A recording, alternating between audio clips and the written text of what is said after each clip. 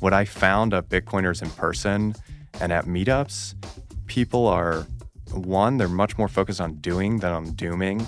And I think a lot of that just like if you go hang out with a bunch of people and just talk about how the world is ending, no one's going to want to hang out with you again. So people do that on Twitter and they get a lot of followers and they get a lot of attention by tweeting really inflammatory things. And sometimes it's helpful information, but at a meetup, that kind of attitude just doesn't serve you well. So I found that people who are going to meetups, it's much more focused on what are we building together, what are we interested in doing, what do we enjoy doing. And the weirdest thing about the meetups that I went to is most of the conversation is not really about Bitcoin. Welcome to the Builders in Bitcoin podcast, a podcast about the people who bring Bitcoin to life. I'm your host, Rod, and I go by the handle BitKite on Twitter. In this week's episode, I catch up with my longtime friend, Bitcoin writer and rider, Sid, and hear all about his epic 103-day motorcycle trip across the United States, where he visited more than 30 Bitcoin meetups. We discussed a lot in less than 60 minutes, including a detailed look at Sid's route from Miami to the San Francisco Bay Area, the growing number of Bitcoin meetups around the country. Pro tip, if you're looking to start a meetup, do it. What most Bitcoiners are really like in person, specific experiences that challenged or affirmed Sid's preconceptions, and a lot more. I'm excited for you to hear this conversation, so let's dive right in. Sid, how the heck are you? I'm doing great, Rod. How are you? I'm doing well, man. It is great to see you. I mean, we go back many years, but I think we're going to just be talking about over the past. Actually, we know this because we asked Siri, and Siri's never wrong, right? So we're going to be talking about your bike trip. But seriously, welcome back to Nashville, by the way. Thank you. It's great to be in this glorious building that you've put together for Bitcoin. It's pretty epic. We just had a meetup last night, which was awesome. Mills, Rockstar, Odell, and a number of folks were talking about their digital identities and digital footprints, which was great. We held our second community workshop focused on mining. Shout out to Dr. FOMO, who co-led that workshop with me. And yeah, it's become a pretty special place. But this is your first time here, though, right? Yeah, I mean, you showed me the outside when I came through in May, but I don't think you had actually gotten the keys yet, so That's we couldn't right. go inside. That's right. But it is fantastic. It's even better on the inside. You going to come visit us again? Oh, yeah. Well, I already got plans to come back in a month, so That's we'll right. see. This might be a regular part of my U.S. trips. That's awesome. So, speaking of trips, buddy, let me try to find the right word for this. I think impressed would be an understatement because you and I were talking about this crazy bike tour well before you even put out the map or anything. You're like, hey, what do you think about me getting on a motorcycle, this, that? And we kind of mapped out a couple ideas and so on. And I have a lot of friends. They're awesome. But when they talk about a lot of big ideas, a very high percentage of don't come through and execute. You're one of those friends that took the idea and followed it all the way through. So massive congrats to you, my man. Thanks, Rod. I mean, my history is littered with the opposite, leaving half-baked ideas behind. But this one, yeah, I did follow through on, and it changed shape a lot. You and CK were the first two that I talked to about it, and it took months to kind of come to the form that it came to and that I actually executed on. And it was always evolving even when I was on the trip, but I mean, I did 11,000 miles on a motorcycle and hit 31 meetups in Wow. that time over 3 months. So yeah, it feels like a huge accomplishment and it was incredibly fun to do. I'm so glad that I kept pushing and kept planning and didn't stop to, give up and just kept going for it. No kidding. Well, before we jump into the trip, because that's what I want to center the entire pod around over the next, let's say, 50 minutes or so. This is the question that I find very difficult to answer, and pretty much majority of my Bitcoin friends like you will maybe find a little bit difficult to answer as well. But even on the trip, or even before you were doing your cross-country motorcycle trip, when people asked you, what do you do? How do you answer that question? Yeah, I've always found that question to be extremely difficult to answer. I feel like it's always changing. And I used to live in New York City, and there that was the first question Yeah. that everyone asks you, what do you do? And I used to just answer with my job, and that was never fulfilling to me. And I started meeting people that I went to Burning Man once, and I met people that went to Burning Man, and I would ask them that, and they were always like, "Why do you ask me that question? Like, why is that interesting to you?" And I didn't know. I don't know why it's interesting. Just everyone always asks that, and it sort of jolted me out of the professional mindset of what do you do defines you.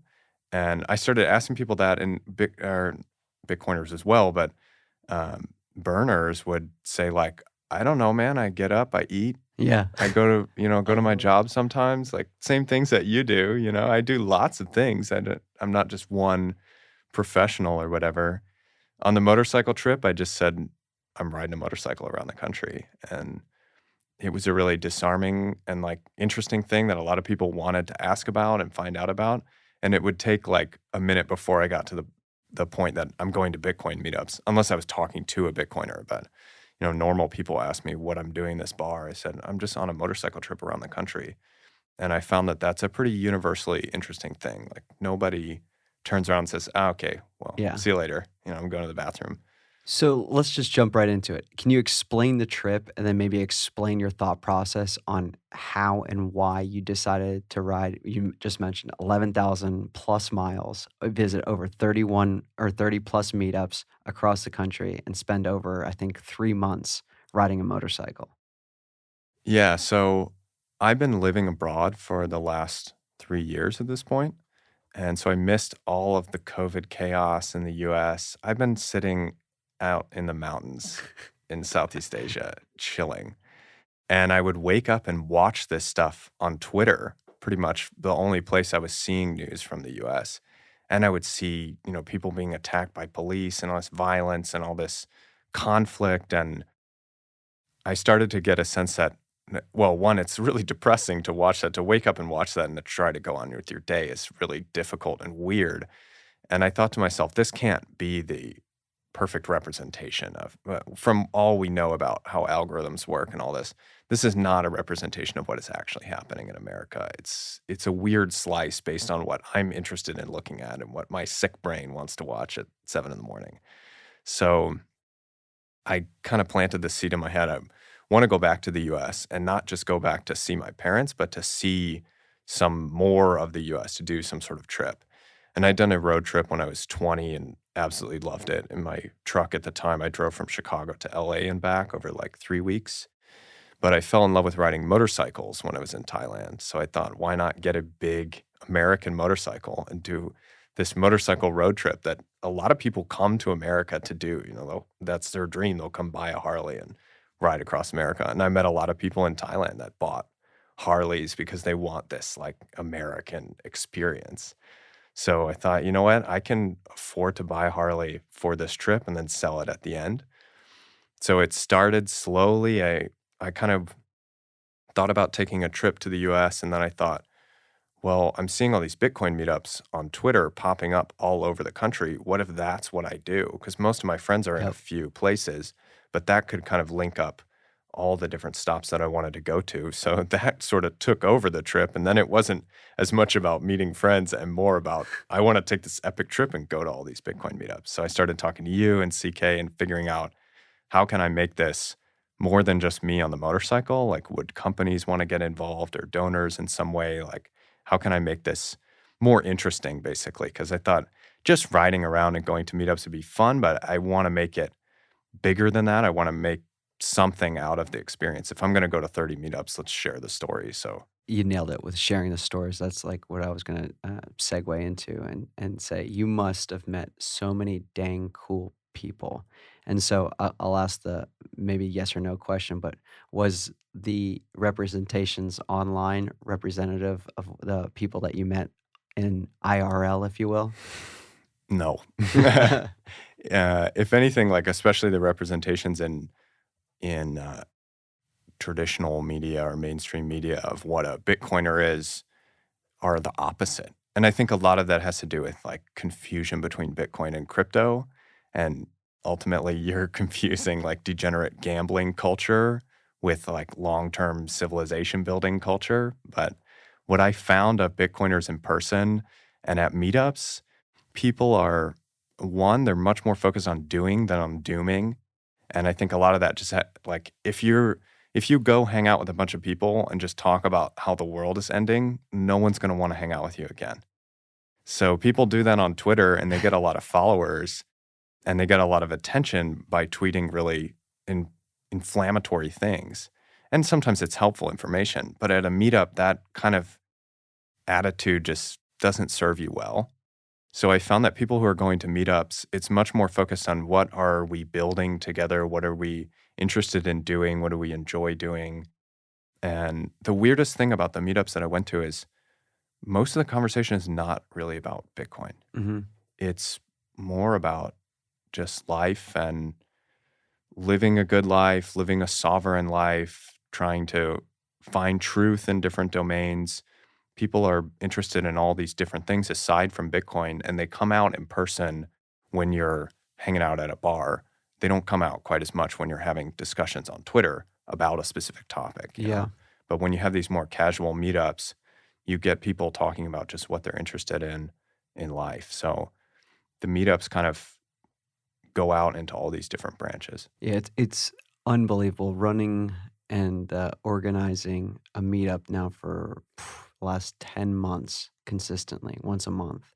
It has been one of the coolest things seeing the tapestry of just different folks from different ages, different backgrounds, and the common denominator, a common language is just a interest in Bitcoin or a thirst for Bitcoin. And it's one of those things where it was eye-opening to me, right? Because it was one of the, I think the second or third meetup. I'm like looking across, and it's literally every person from every single background, demographic, and so on, packed into this one room to talk about. I think it was either Bitcoin privacy or we were talking about custody at the time. And I was just like, how the heck did this happen? There was not like any purpose behind this other than just saying Bitcoin, right? And so I guess, and speaking of purpose, so you started the trip in at the Bitcoin conference in April, I want to say, and so maybe talk me through like the journey and how you mapped out your route and where it took you. So I kind of mapped it on the fly as I was doing it. So the first part I mapped out maybe the first month or 6 weeks. I mapped out all the meetups and cities I wanted to go to.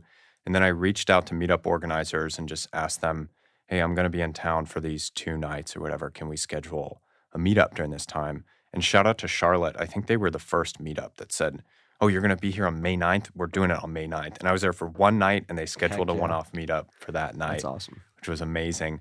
And I was a bit apprehensive about will meetup organizers reschedule things for me or make a special meetup because I'm in town? Because I can't really work around their monthly schedules or whatever. It won't always line up.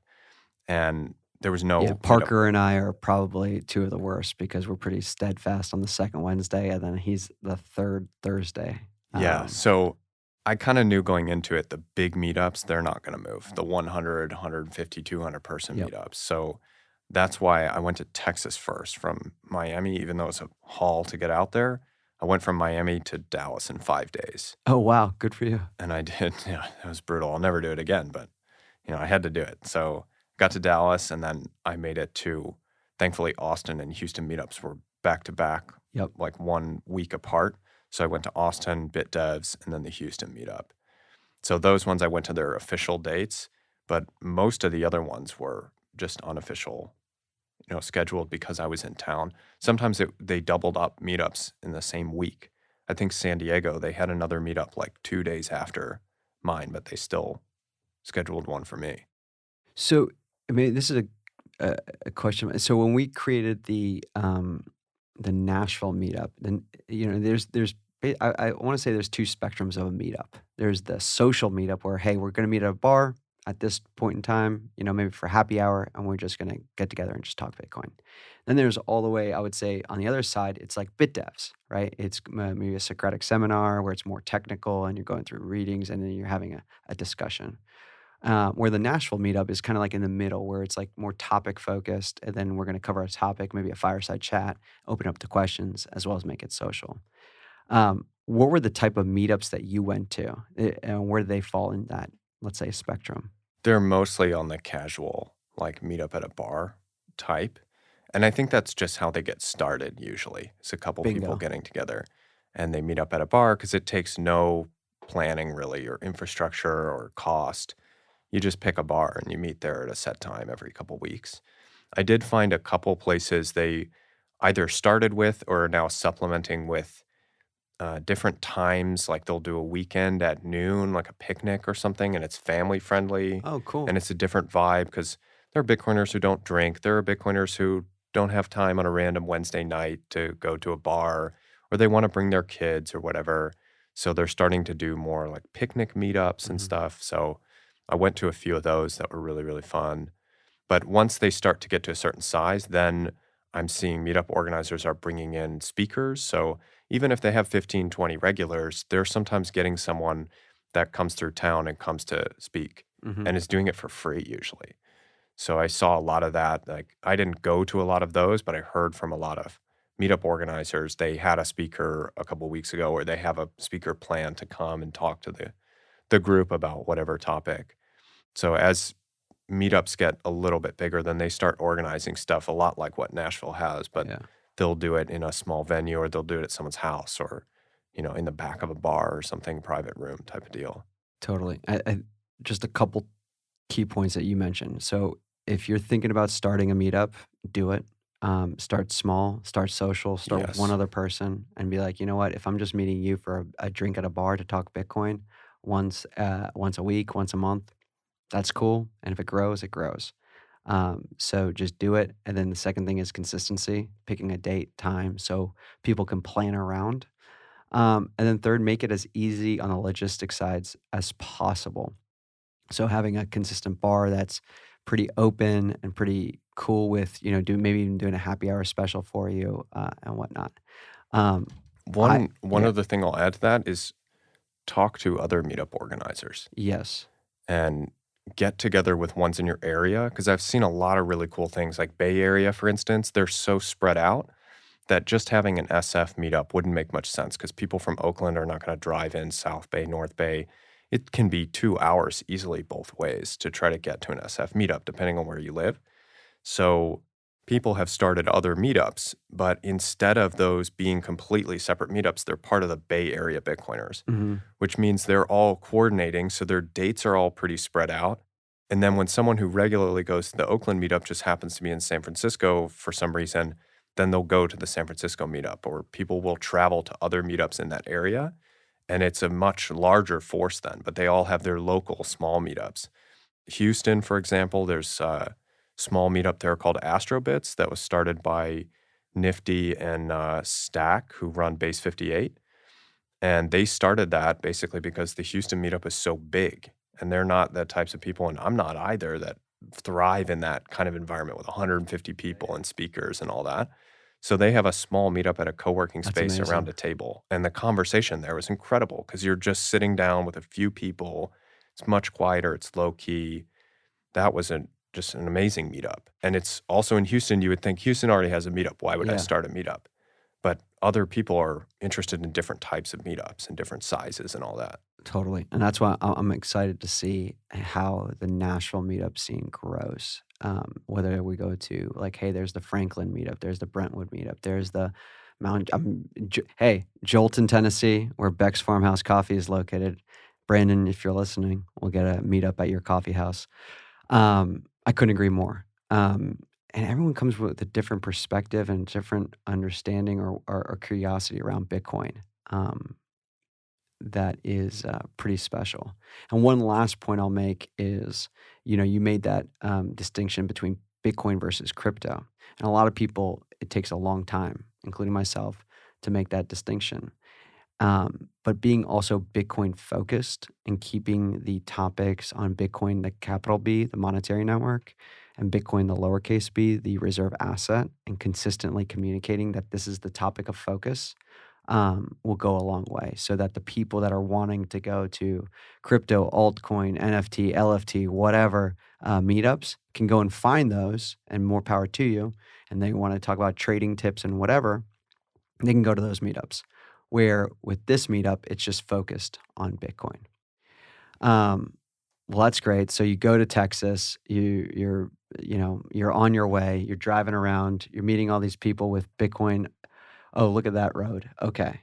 So on the screen, we're looking at a Google map. If you're just listening to the podcast, where you went 3,000 miles from Miami all the way south to Dallas, Houston, Austin, then up to Nashville, Huntsville, Asheville, North Carolina, Chattanooga, Tennessee, Charlotte, and then 3,314 miles ended in Raleigh, North Carolina.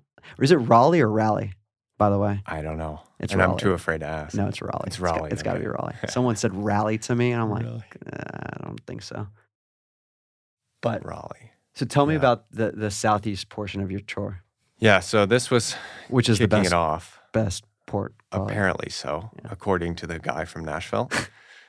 So Miami to Dallas was my brutal, like maybe 1,000-mile slog over 5 days. First time riding the motorcycle on the highway. I learned a lot about what I need to be comfortable on a bike, but I made it. There was a couple hairy bits. This doesn't actually describe the exact route I took. I went more south and got 2 tornado-level storms in Louisiana back to back. So yeah, I mean, I'm a moron, and I've never ridden a motorcycle. What happens when it rains like that? You got a couple options. Wind is really the thing that scares me more than rain.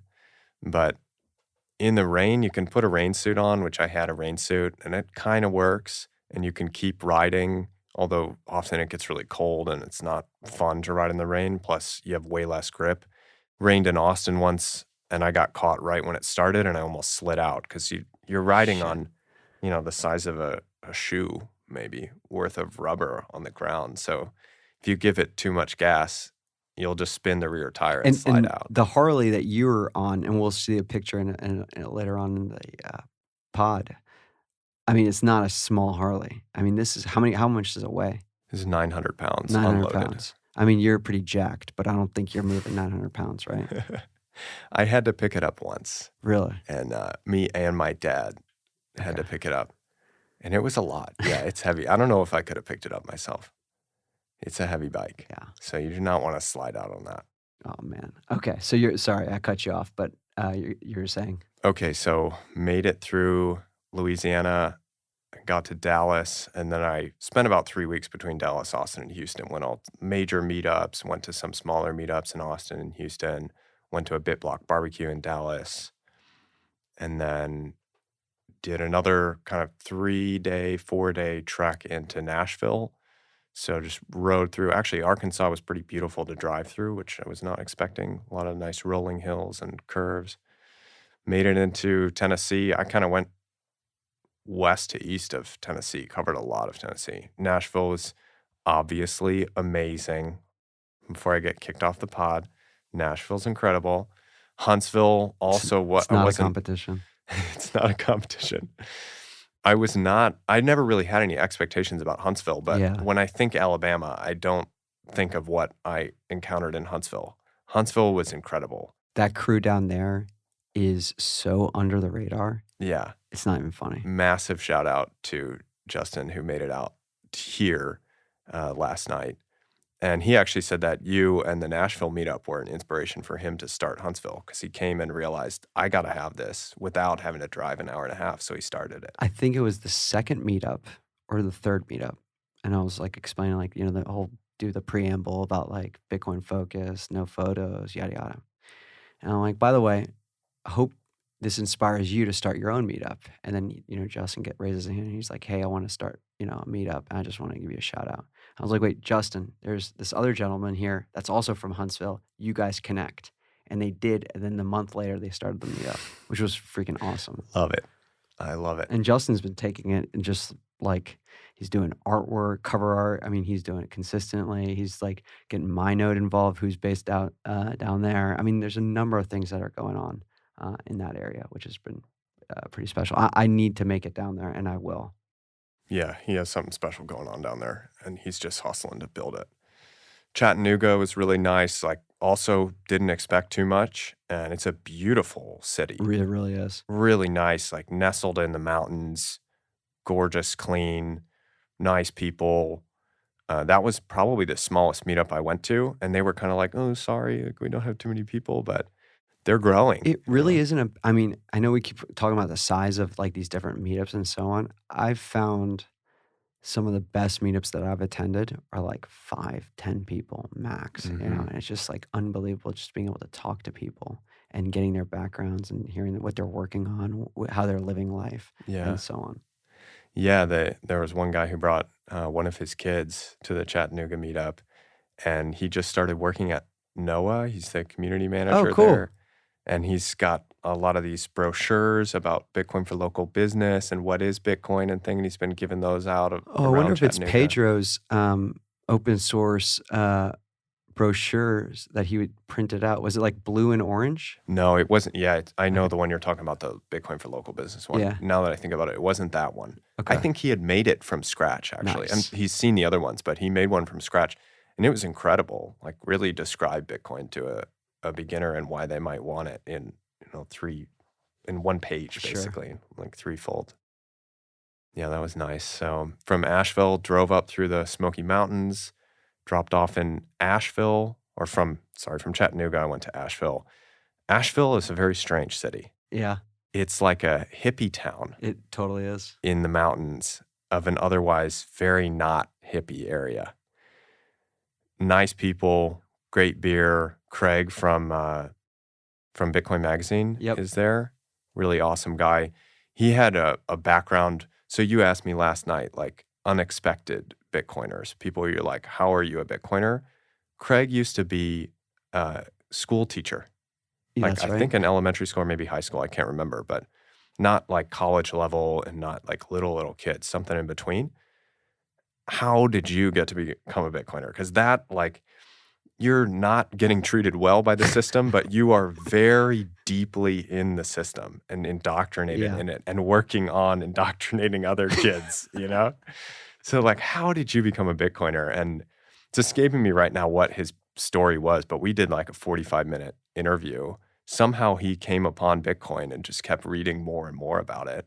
And now he's very hardcore, gets it, understands it, and he left created, he his left teaching job. and he created his own game, his Bitcoin game. I mean, the ingenuity around Bitcoiners and what they created, like you mentioned the NOAA community managers, just to like, I mean, maybe he was shilling NOAA, but whatever, it doesn't matter. But like he created this pamphlet just because he was like, I want to educate my own local community, my local business community. Like, I think that's so dang cool. And then Yeah.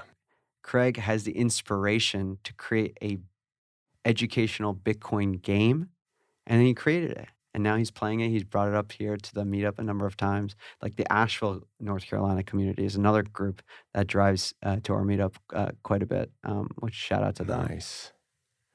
Yeah, I mean, that game was an example of kind of the network of Bitcoiners coming together. So at the beginning of the trip, I talked to Crypto Cloaks in Miami, to Rick, and I asked him, can you make something that I can stick on my motorcycle for the trip, some Oh, Bitcoin cool. theme, like a little S9 or something. And he made this little Satoshi figure that looks like the statue in Hungary of Satoshi. Then I came to find out that Craig had that STL file commissioned for his game.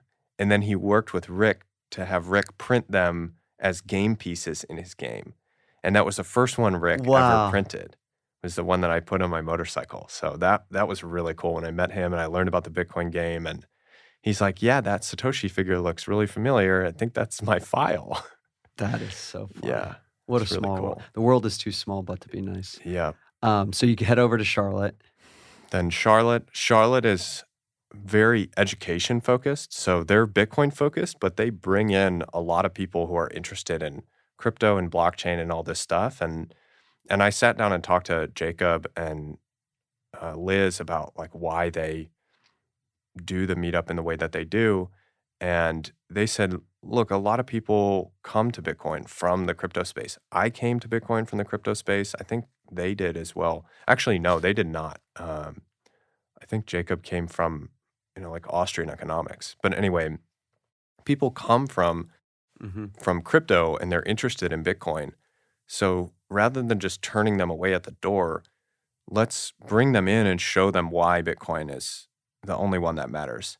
So that's what they focus on. They do book clubs and speakers and larger organized events to try to educate people on what Bitcoin actually is, rather than just treating it like this, gambling casino place where you can buy some Bitcoin and get rich maybe, or buy whatever coin and get rich. And I appreciate that focus. They do a really good job with it. And then Raleigh was kind of the opposite of Charlotte. It was like the leader of the Raleigh, or not leader, but the organizer who kind of started it, he didn't start it, he carried it over from previous organizers of the meetup. Is it the Raleigh BitDevs, or is this Raleigh like a Bitcoin meetup? It was a meetup. Okay. Yeah, it wasn't BitDevs. But apparently it's been going for like 4 or 5 years. Oh, cool. Jameson Lopp started it, is what I was told, or maybe I'm misremembering, but I think that's who it was. So it's a really old meetup, but that was the kind of meetup where if you talked about a shitcoin, you got kicked out and paraded. So they just run it in a different style. And there's room in Raleigh if you want to do a more Charlotte-style educational meetup, you could start it. So that was the South. And then from Raleigh, I did another kind of 4 or 5 day trek north where there weren't any meetups, went through Virginia, West Virginia. And you didn't you visit like a coal mine? Yeah. So that trek was one of the coolest, like, I'll call it off Bitcoin parts of the trip. The first night I stayed in Mount Airy, North Carolina, where Andy Griffith grew up. Oh, wow. From the Andy Griffith Show. And the whole town, like he modeled that show after his town. So a lot of signs will say Mayberry, which is the name of the town, rather than Mount Airy.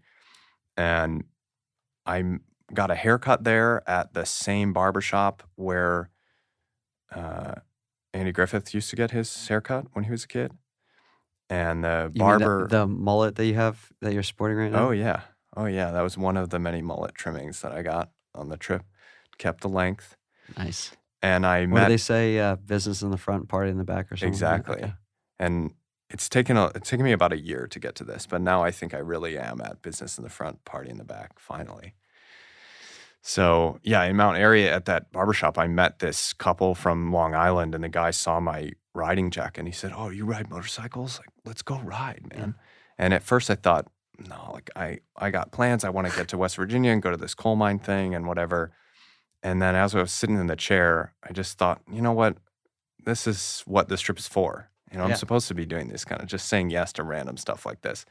So I was like, "Hell, when do you want to go?" And he's like, "Let's go right now." And he's asking his wife, like, "Can we go? Do I have anything to do today?" And she's like, "Yeah, go for it." So wow, he led me back to their house, invited me in, showed me his whole machine shop. He's got like machines from the 1920s, like drill bit machines. This is how like scary movies start, right?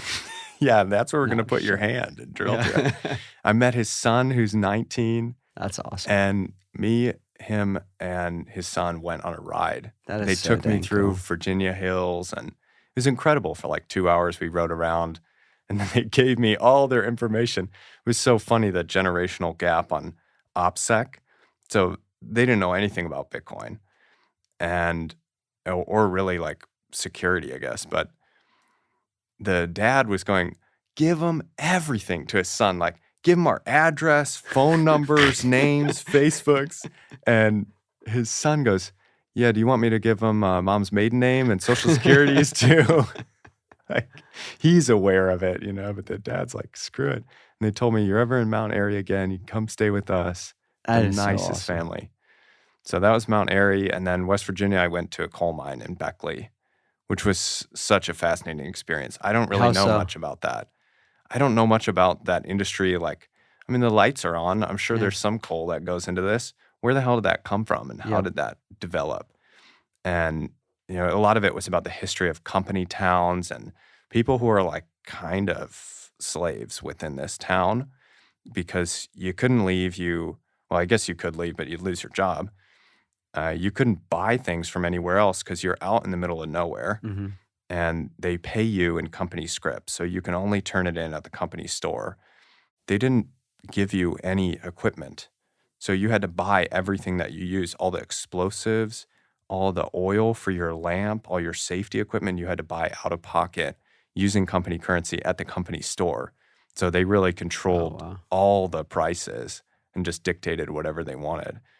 And then these guys with a little like flame lit lamp would crawl in a tunnel that was no more than 3 feet tall with a pickaxe and pick away a big chunk of coal and dig in.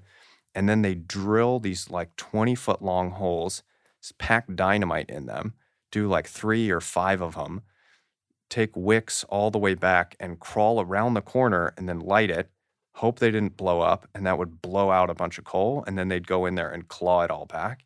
And they got something like 10 cents per ton of coal that they got. And they could get maybe 10 tons in a day.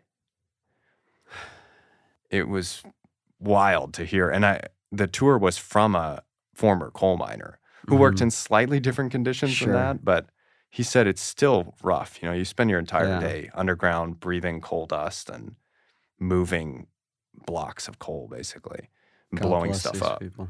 Yeah, it's a very hazardous job. But it provides for, you know, all these nice luxuries that we have. Totally. It's pretty wild. So you're in West Virginia, then you go down to or up to Columbus? Yeah, up to Columbus. And I think you have a pretty cool story here in terms of Columbus. Wasn't there like some like mission or you really wanted to? Yeah, so at the beginning of this tour, when I was talking about what I wanted to do, I was really interested in meeting just normal people who have become Bitcoiners through meetups and through learning about Bitcoin. And I kept going back to, I want to meet the plumber from Ohio, like the middle America blue-collar worker who's into Bitcoin. And ended up finding out most people at Bitcoin meetups kind of fit that model. It's not like finance professionals and, you know, the people that I thought would be the usual suspects. So anyway, I get to Columbus and I sit down with the meetup organizer to interview him about the meetup. And I always started with just background, like, who are you? You know, what's your background before Bitcoin? And he said, well, you know, I manage this service company that's a plumbing company. And I asked him, where are you from? And he's like, from Columbus. I'm from Ohio. I met the plumber from Ohio, and he runs the Columbus Bitcoin meetup. That's awesome. Yeah. That's awesome. Awesome, dude.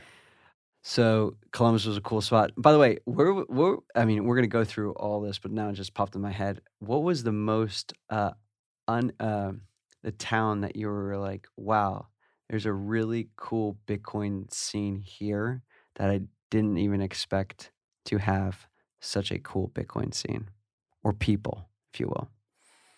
Yeah. Indianapolis kind of sticks out. It was a big meetup, like 40 people. Oh, wow. And a lot of people are doing mining that are getting really good energy rates, like 6 cents outside of Indianapolis. Like residential 6 cents? Or is that? I don't know exactly what, but they're getting 6 cents. And they're not like professional miners that are doing megawatts, you know? So I guess it's residential. It must be residential. Or maybe it's rural or something slightly different. But Indianapolis, I was like, wow, this is a big, thriving community. A lot of good people there working for different Bitcoin companies. Columbus as well was kind of like that. I didn't know too much about Columbus, but there's a lot of tech companies coming in that are bringing like really smart people who are then finding out about Bitcoin and saying, fuck this, and, you know, more interested in Bitcoin. I mean, almost every city is what you just described, Totally. You know, kind of surprising for how much Bitcoin activity there is there. Milwaukee, I mean, just looking at this one, I'm calling out all Midwest ones, but Milwaukee is one. The 2 meetup organizers there are hell-bent on creating a BitDevs and making Milwaukee a bigger center of Bitcoin activity. I think the story of the Midwest that I found is there's a lot of post-industrial cities, Rust Belt cities, where they used to have all this industry and all this wealth and all this talent, and it has now fled. Like Milwaukee is a great example of that. I heard about a lot of people who grew up in Milwaukee They got educated even in Wisconsin. The UW system is great. They got educated in Milwaukee. But as soon as they go to get a job, they go to Chicago because it's close, but they can get a much higher paying, more prestigious tech job there. They don't stay in Milwaukee. So the meetup organizers there were saying, we want people to have a reason to come back to Milwaukee and to stay in Milwaukee. And they're using Bitcoin as a conduit for that, basically. Yeah, that's awesome. And then, and by the way, all these dots that we're looking at on the map, are these stops that you were making, or is this just? These are meetups. No. Yeah, well, I see the big B's. The little dots. Yeah, the little white dots. I think those are like some Google Maps, like turns or something. They're not stops. Got it. Yeah, this isn't skid it out or these hit aren't like an 100 miles exact. Yeah, this every time I crash. an hour. These are not like, it's not an exact route because I just pinned in like go from here to here, and then I turned off interstates because I stayed off interstates for most of the trip. Interesting. So then you go up to Minneapolis, which was really a pretty epic stop. I think you did a special meetup up there. Yeah, so Minneapolis, I think it's monthly, and they do it at this brewery called, or not brewery, distillery called the O'Shaughnessy Distillery, and it's some family that used to make boots apparently, and now one of the sons decided, I want to make an American whiskey, some special whiskey type of whiskey that's never been made before with a grain blend that's never been used before.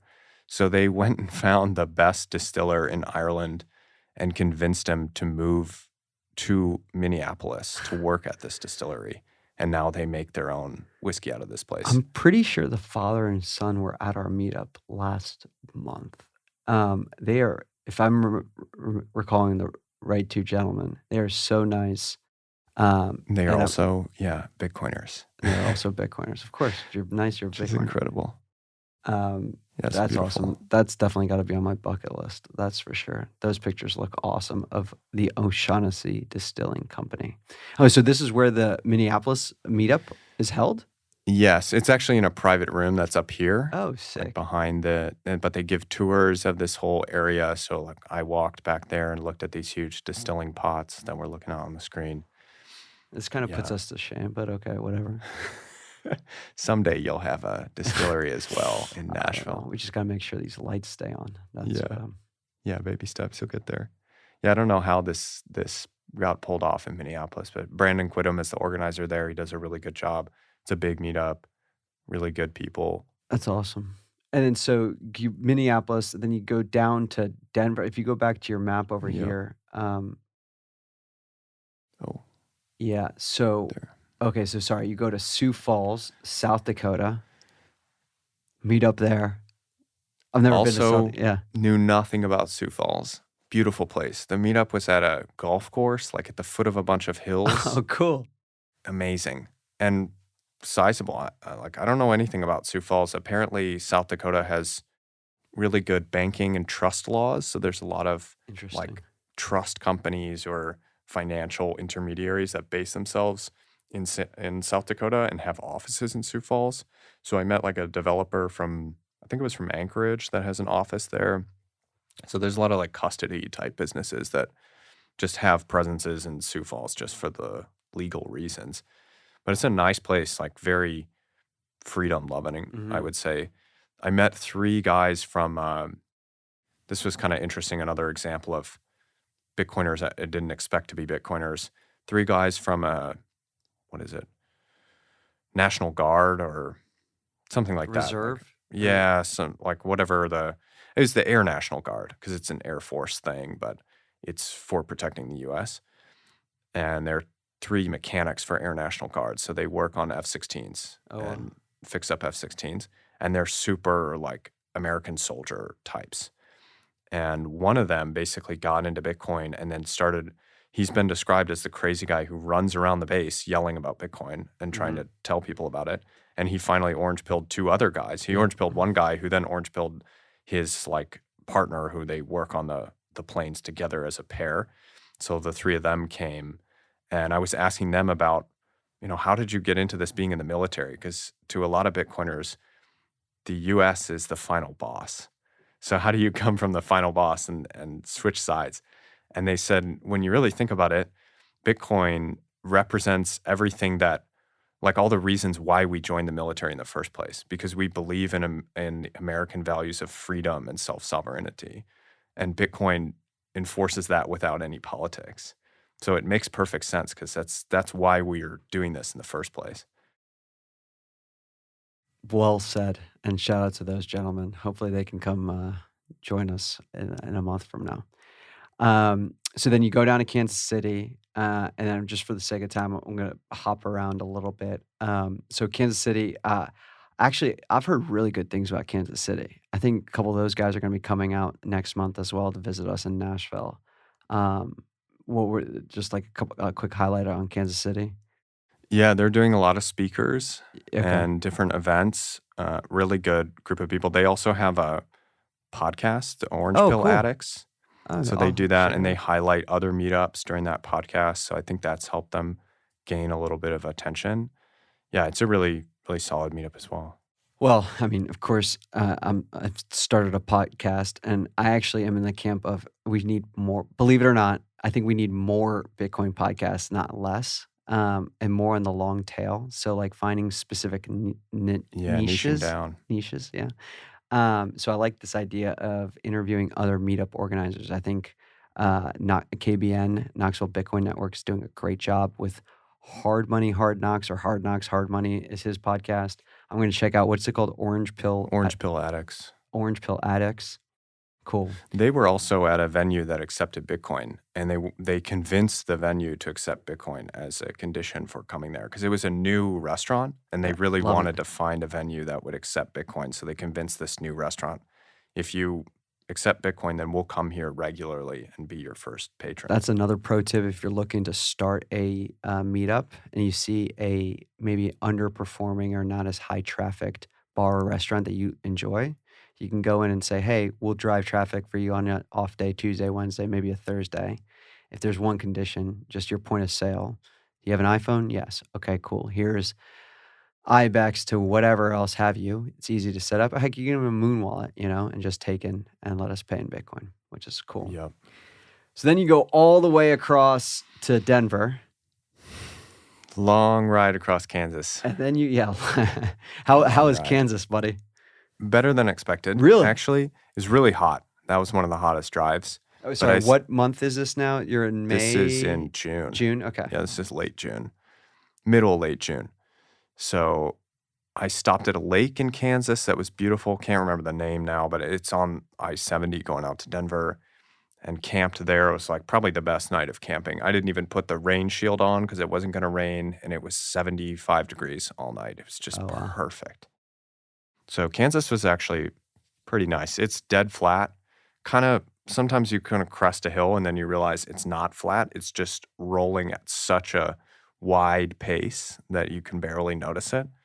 It's really nice. And then all of a sudden you see the Rocky Mountains, the Front Range pop out, and you're like, I'm almost there. I'm almost there. I think I did that whole ride in 2 days. The second day was like 6.5 hours of riding. Wow. But it was dead straight. So I just put cruise control on and kicked Do you back. have iPod or like AirPods in, or you listen to music at all? Yeah, I was listening to music, sometimes podcasts, keeping myself busy. There's also speakers on the bike. Yeah, that's what I was sometimes wondering. would do Are there that. speakers on the bike that just, or do you have headphones? It's not probably safe to wear headphones, right? I wore 'em anyway.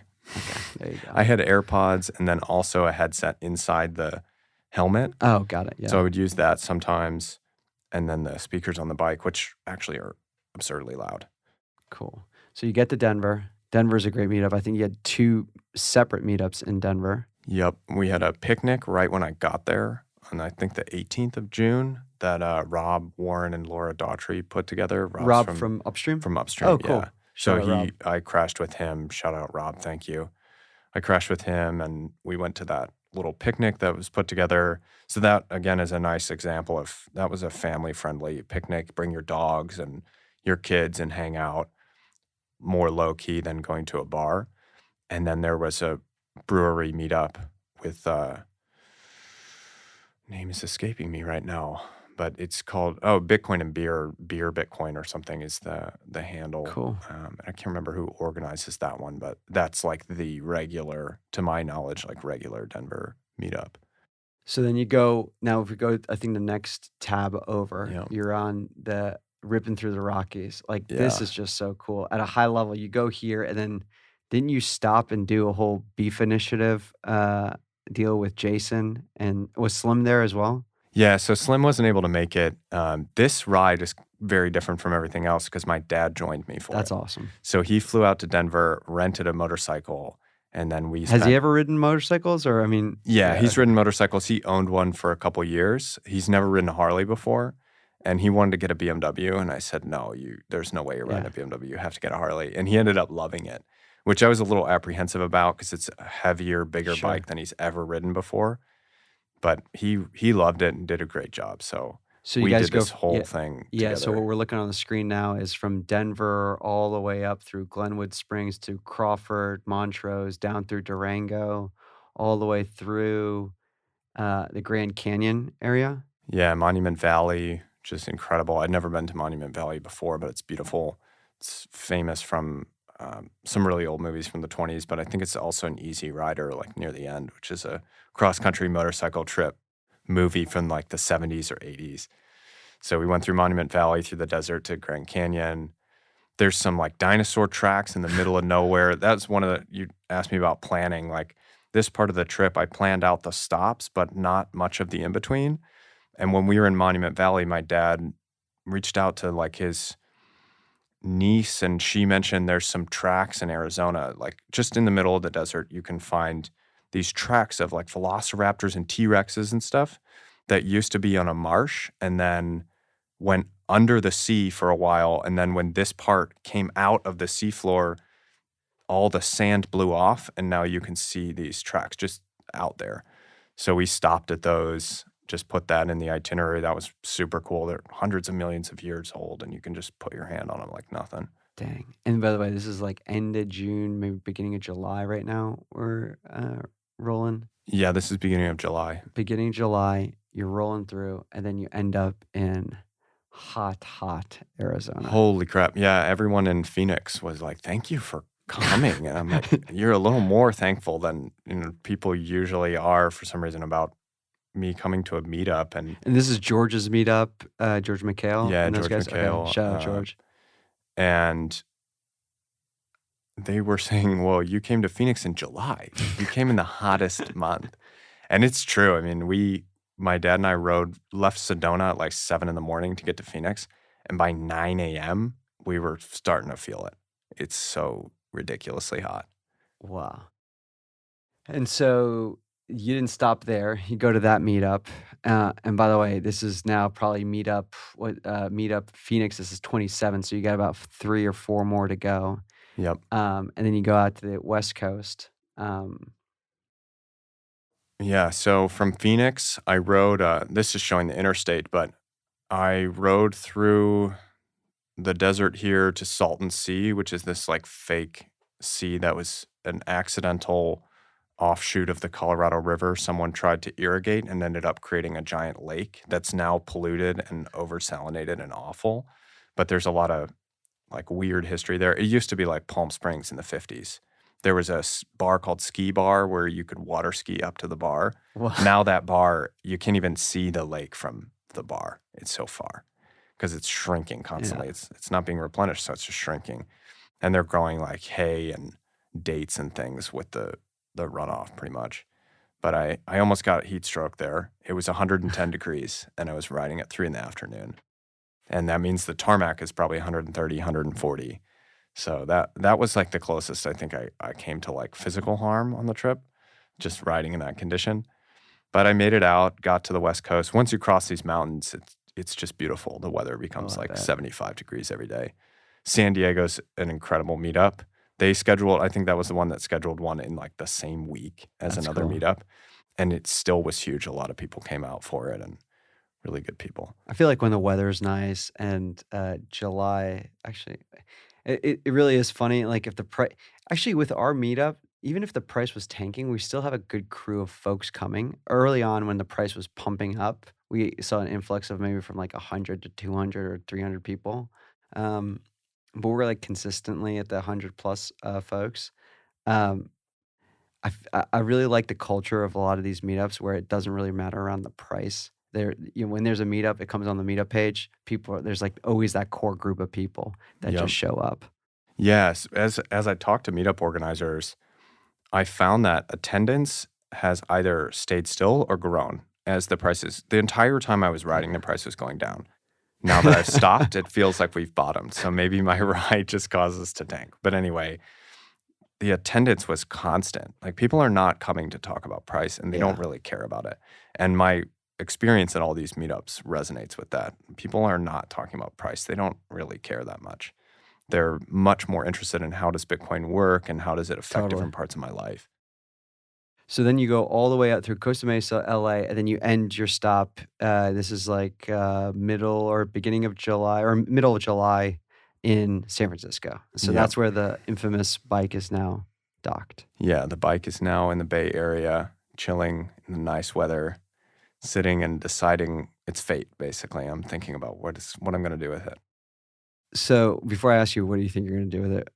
You think you're going to ever do this again? There's a good chance. Yeah. I really enjoyed this experience, and I learned a lot about what I would do the next time. That I just had that thought too many times of, damn, next time I do this, I'll do this slightly different. What would you do slightly different? I think if I were to do one this long, I'm not going to do it on a motorcycle next time. I checked that box, and next time I want to take a car with a lot more stuff, take a truck with real camping equipment, and I can just cover much more ground much faster. Mm-hmm. I can take passengers. I could have like a crew. I could have friends with me. Like just do a lot more when you're not confined to what a motorcycle can handle. But honestly, if I do this again, I think I would do more regional trips because I didn't get to spend very much time in a lot of places, especially like the South and Texas. Well, Texas I spent a lot of time in, but once I got out of Texas, it felt like a blur. Mm-hmm. There was a period I went 6 days, I think, with back to back. I would ride in the morning, go to a meetup in the evening, wake up, ride to a new place, go to a meetup in the evening. I had like 6 meetups back to back. Yep. And it's just too much. By the time I got to Raleigh, I was burnt. I was so cooked. So if I do this again, I would much rather take 5 days in each place and just do a very small regional trip. Totally. Hey, you want to just jump over to the picture of you and the bike real quick?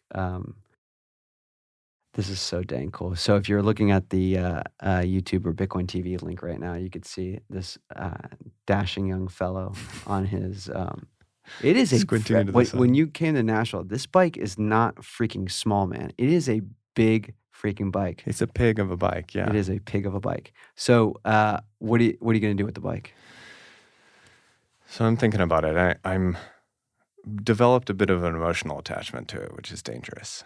But I'm thinking about kind of 2 things. Either pop the bags off and keep them and sell the motorcycle as a motorcycle and then do something with the bags, auction them as an art piece or something because they're signed by Bitcoiners all over the country, or take the entire bike and auction it as the Bitcoin bike. If I do that, I think there's some things I want to improve first. Some little accents, like I was talking to Rick at Crypto Cloaks about covering the speakers. They just have fabric over them, but putting ASIC grills, 3D printed ASIC grills over the speakers and just doing things to kind of make it a little more Bitcoin themed without putting a gaudy Bitcoin graphic on it. I want it to be subtle. So if you know what Bitcoin is, you appreciate all these subtle things, but it's not just a walking ad for Bitcoin. Totally. So I'm kind of debating what I'm going to do with it now. Well, buddy, I am so dang impressed with what you accomplished. And again, according to Siri, where we fact check Siri, it was 103 days on the road with yes, rhyme and reason, but nobody putting a gun to your head to go and do this. You did this on your own accord. So massive, massive kudos to you. Is there anywhere you want to point people or have them follow you or anything? Yeah, if you want to follow me on Twitter, it's Captain Sid H right there. Cool. On the screen, if you're looking at the screen. That's my Twitter.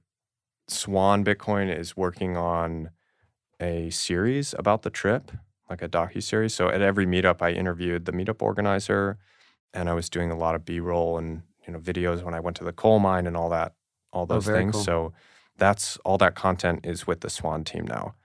And they have a story editor that's going through and combing through it and trying to figure out what stories can we tell out of this content. And then they're going to create episodes about the tour. So look out for that. I'll tweet it out when it's available. Awesome, man. Yeah. Well, thanks to Tom as well for helping us produce this episode, who's sitting here to my right. And thank you again for coming to visit when you do the next regional tour or anytime you have a home here at Bitcoin Park. Thank you. Thank you so much, Rod. Cool. Thanks, everyone, for listening. Cheers. Hey, everyone. I hope you enjoyed my conversation with Sid as much as I did. The way Bitcoiners are helping each other to build and engage their communities and promote Bitcoin adoption is truly inspiring and heartwarming. It gives me a lot of hope. If you're enjoying the pod and want to auto-magically stay up to date, please like and subscribe in your favorite podcasting app. And make sure auto download is on. This would also mean the world to me. So what else do I do in Bitcoin? Well, I curate a morning email about Bitcoin at wakeupwithbitcoin.com. You can skim for 30 seconds or dig into it for 30 plus minutes.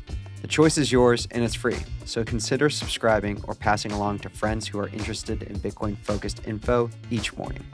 Lastly, come visit us in Nashville at Bitcoin Park. I continue to be amazed and inspired by the Bitcoin community here in Nashville, and it's growing. More to come on this front. So if you want to be the first to know about future workshops, meetups, or events, join our meetup page at meetup.com/Bitcoin Park. September is tracking to be pretty epic, so I hope to see you soon. Until next time.